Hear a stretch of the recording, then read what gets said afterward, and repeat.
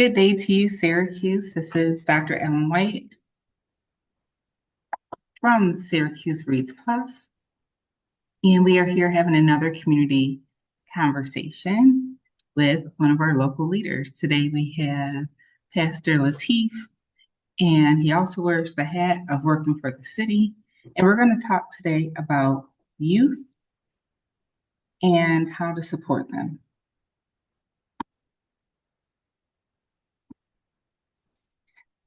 So the mission of Syracuse Reads Plus is to empower our Syracuse residents to assist and aid one another and to aid our community members of all ages and their families to become stronger readers with great math skills. And that's why we're here. This is why we have conversations with different people to kind of problem solve of what that looks like. And our vision is to make Syracuse a community of strong readers with strong math skills so that they could be successful, because young people and older people, more seasoned people that have those skills, are more likely to graduate from high school, get post-secondary degrees, to be less impoverished, and be able to read, write, comprehend, and to complete mathematics so that it can positively impact their lives. And the why: 8 out of 10 youth in Syracuse need more support in reading. We want to tackle that when they're younger so that they are more likely to graduate from high school. And approximately 60,000 adults also struggle to read or may need greater assistance in reading. So our goal is to have trained members of the community that can support members of our community in reading so that we can become a literate community. Because Pastor Lateef, a health community, is a literate community. So our title of our conversation with you today is Literacy, Youth, Crime, and Hope, because we have hope for the future of Syracuse. So welcome. And Thank you. The floor is yours to introduce yourself, because I know you wear quite a few hats. Yes, I'm Lateef Johnson Kinsey. I pastor Well of Hope Church on the south side of Syracuse. Also oversee the gun violence reduction program here with the city of Syracuse and the mayor's office. Being on the south side, having a church on the south side, really looking forward to partnering with Reads Plus, because we have a lot of people in our community, old and young, that are struggling with reading, or some that just don't know how to read. So I'm really glad to be here today to have this conversation. Thank you. So you have a position that we in the past didn't have, that the mayor elected you or chose you to help to reduce gun violence with youth. Can you tell us about how that program is going? And have you seen with the youth, and when I say youth, I'm talking about people ages 25 and under. Do you see the need for those who may be struggling with choices in life also have a need in reading or reading comprehension? Yeah, so in our program, Safer Streets, we see that a lot of young men may have struggled not only reading, but comprehending what they're reading. So one of the struggles in our program when we first started was getting young men to sign up or to sign a release form so we can share their information with different organizations as we work with them. And a lot of the outreach workers that would work with them would read the contract to them. But some of the outreach workers, not knowing, would just give them the contract, say, here, check it over, sign it, and they'll give it back and say, I don't want to be in this program. And what we found out is a lot of them couldn't read or didn't understand. They could read the words, but weren't comprehending the words. Those individuals were high risk individuals. And we say high risk to gun violence, if they've been involved with gun violence in some type of way, or on that path. So we see the correlation with reading comprehension, not being able to read, with some of our young men that turn to violence. So yeah, we've seen that over the last 2 years in many different capacities in the city when we talk about gun violence. So that's a heavy lift. So what have you all done so far to try to support these young men so that they have a brighter outcome? So the city of Syracuse, we and Mayor's Office of Reduced Gun Violence, and some people say, what's your program? Well, we don't have a program. We manage programs. We manage contracts with organizations such as Good Life, Trauma Response Team, OGs. And what we've seen is those outreach workers, those what we call credible messengers, have either taken them to CCA to try to go through some kind of GED program.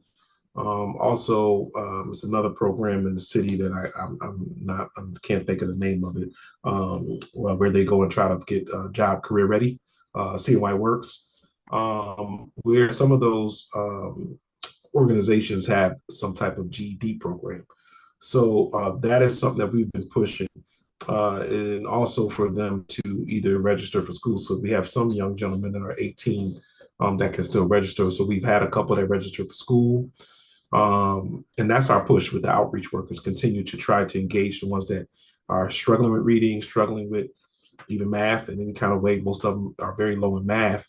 To try to get them in some kind of GED program so they can get at least a start, which, we've seen success with the GED program. I really think between the school district and the program they have for older adults and CCA, we've seen some success with some of our gentlemen getting their GED. And the young men are excited when they get their GED. I think they really feel empowered that I can read. I can actually understand what I'm reading. It empowers them. It makes a big difference. That is great because having that skill set gives you that hope in life. When we were talking earlier in the week, I'm going to reshare a slide that we discussed prior. Yeah. For Syracuse Reads Plus, our goal is to inform, engage, and empower our community to understand the correlations between what our people need, the relationship between literacy and what we see around us, that some people call social ills of local communities. And there was a study that was done in Louisiana where they had primarily males go to an athletic camp. And while there, they assessed their reading level and they spoke to them and had questionnaires and asked them about their life overall. And some of the questions were about, how much they missed school, how much they threatened others with weapons, how often they were in fights that caused injuries, fights at school, carried guns particularly, or other weapons. And they found the correlation that those who struggled to read or with literacy were more likely to have some of these affects of being in violent encounters or missing school compared to those who were more proficient in reading. So I guess my question to you is, like you said, you're seeing success with those who sign up for the GED program. Have there been any conversations about other tactics, like some may not trust the process, or they may have a busy lifestyle and GED may not fit into that? And so I'm wondering if you've problem solved any ways just to include some literacy strategies to be a part of the support that's given off the cuff without it being formal. Yeah, yeah. So one thing I'll say, and I'll piggyback on and kind of quote, paraphrase what Noble Jennings Bay have said, who runs the trauma response team and Unbelievable organization. The aggression we see with individuals, young men that struggle with reading or cannot read, is that they have a low vocabulary. So if they have a low vocabulary, Noble's theory is that individuals that have a low vocabulary will use other means of communication. So if I can't say it, I can't read it, I might use a firearm. I might threaten people. I might, the posts that we see, social media posts with individuals that are carrying or showing guns, is little words. It's more about the firearm. which takes away from them maybe not being able to read or communicate in any other way. Saying that, how we combat that is trying to challenge them to read, challenge them to get into programming. We get individuals like, hey, I want to get CDL. Well, brother, you got to know how to read. you know, CDL, to get a CDL, you got to take a test. You know, I want a job with the city. I want to work for DPW. That's great, but we got to go through this process. We see that CNY work, a couple of individuals who we brought back on. I'll give you one example. He was in the CDL program, or wanted to get in the CDL program, and he was struggling with reading. Got upset with the teacher. As we see in high school, here this man, he's 23, 24 years old. We see it in schools, they get upset, and we don't know why they're deflecting. He leaves out, and during our meeting where we kind of meet with all organizations, his outreach workers talking about that, like, oh, I got this kid, this is what's going on, and I'm like, yo, did you check him? Because you can't allow that behavior, can't happen. He's like, I sure did. We're gonna call him after this meeting. And talking to the young man, he told me, he said, man, I got frustrated. And he apologized. So you're gonna apologize to me, but you need to apologize to that teacher who's trying to make sure you have what you need so you can get that CDL that you want.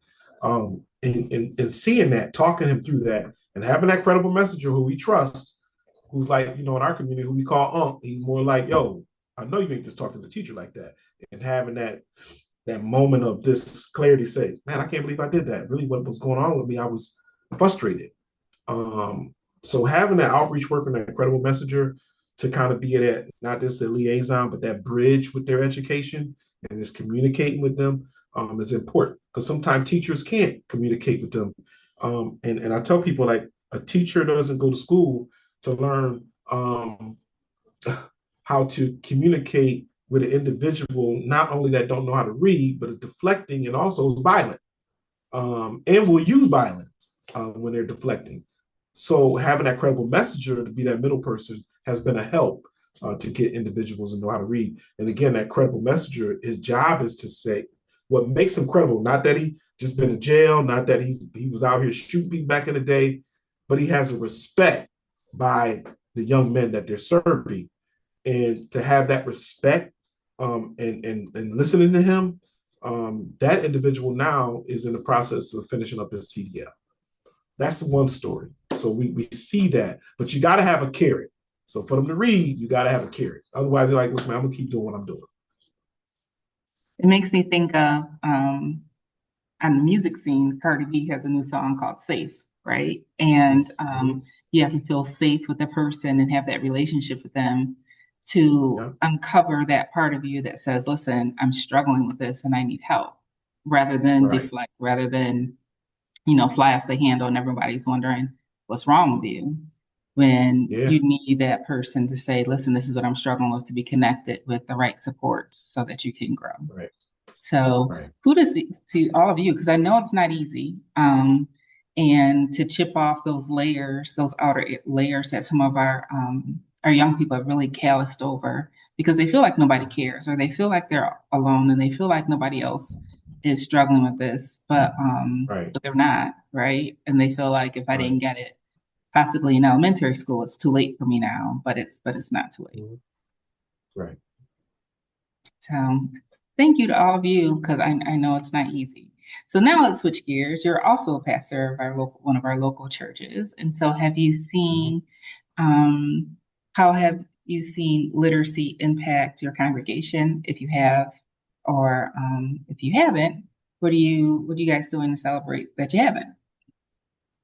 Yeah, so what I personally do is, we talked the other day, I do Bible study or Sunday school with books. So every study or series, and I always preach in series. I do Bible studies in series. I do them in semesters. Some of our older saints have not been to school or college.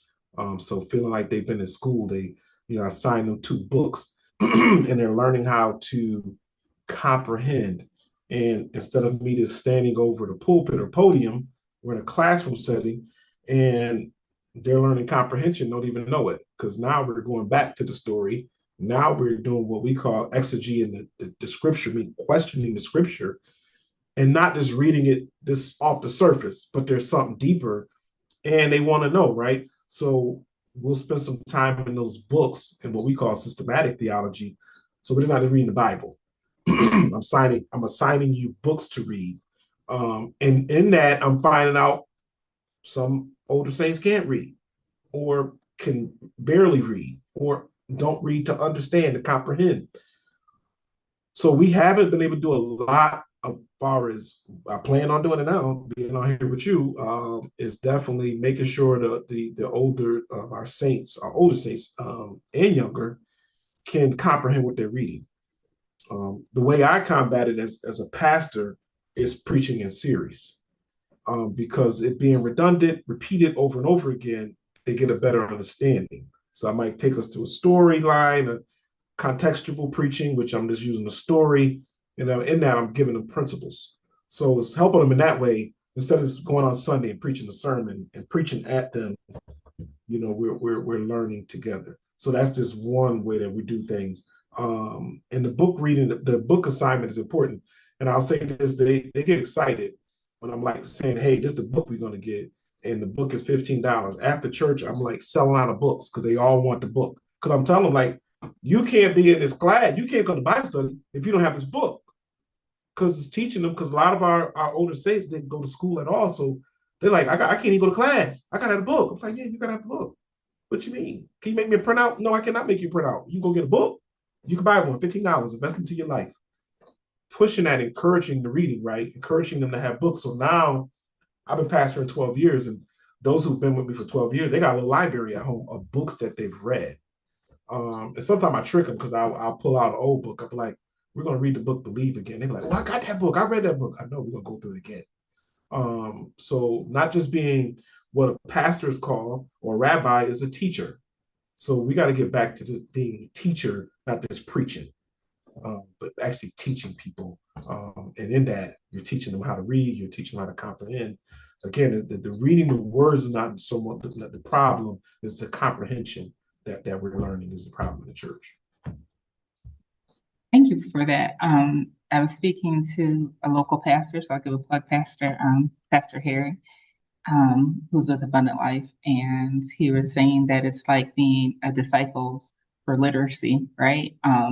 So getting people reading more, and then if they're reading more at home, if they're reading the Bible, if they're reading about how to become a disciple, if they're reading some of that rich text and modeling it for their family, then they could pull their family members in to also read with them, to converse about it, and to ask those deeper questions so that it improves their not only their vocabulary, but also their comprehension.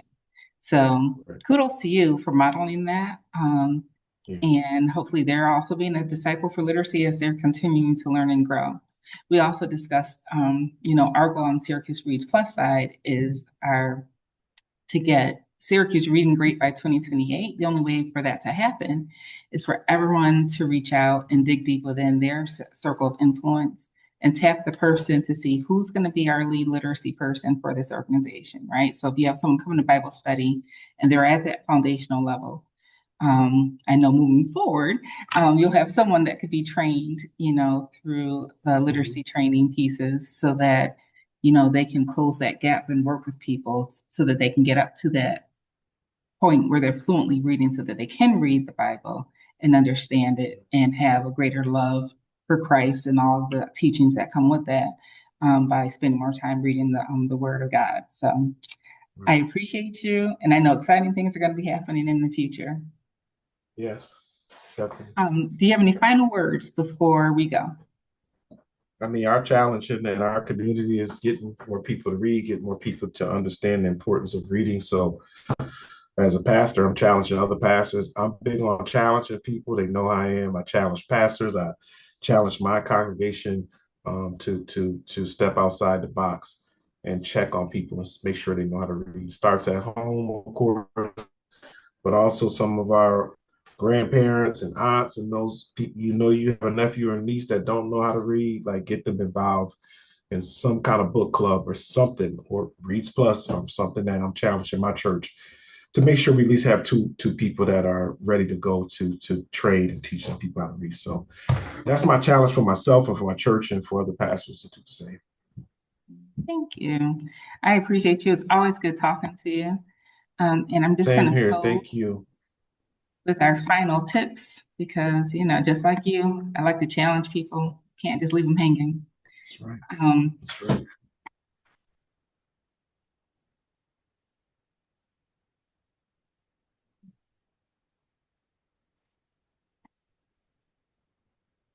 So we just want to challenge our community in ways to improve literacy. So that includes reading daily, writing regularly, or you can also write daily, using our local resources like libraries, online programs. You can create your own book club. You could tap on a member of your organization to join Syracuse Reads Plus to be trained as a community literacy tutor. You can make sure that literacy is a part of the fabric, that everything that you do in your home, in your organization, and set small goals for yourself. So the challenge is 30 minutes a day, but if that's a challenge for you, to start smaller for 10 or 15 minutes a day. But remember, your brain is a muscle and it will learn, it will grow the more that you practice. And I know that you won't be able to join us, but we look forward to seeing so many of our community members and loved ones at the kickoff that's taking place October 18th at the Hillside Work Scholarship Center, corner of Salt Springs and East Ave, where you can learn how you too can impact literacy for our community. So, Pastor Lateef, I thank you for your time. On behalf of Syracuse Reads Plus and Believe in Syracuse community, I thank you for your attentiveness. We can do this together. We can become a healthier community. We can become a more literate community by 2028. So we don't have that much time, so we have to jump on the ball. So thank you, Pastor, for your time. And I'll see you again. All right. Thank you. Thank you.